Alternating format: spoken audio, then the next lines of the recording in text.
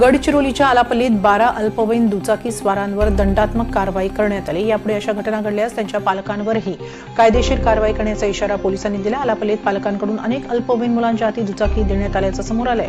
त्यानुसार पोलिसांनी पथकं तयार करत ठिकठिकाणी मोहीम राबवली। यात एका दिवसात 12 अल्पवयीन मुलांवर कारवाई झाली।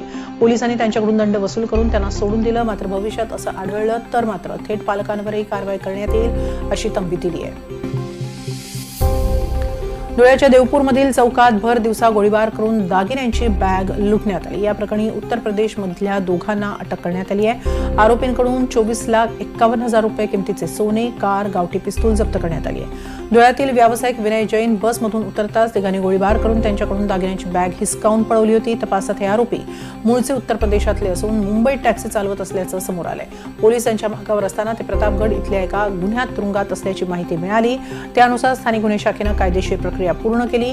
मोहम्मद शहरियार खान आणि दिलशान शेख यांना अटक करून धुळ्यात आणलं। पोलिसांच्या चौकशीत त्यांनी गुन्ह्याची कबुली दिली आहे। टोळीतील इतर सदस्यांचा शोध सुरू आहे।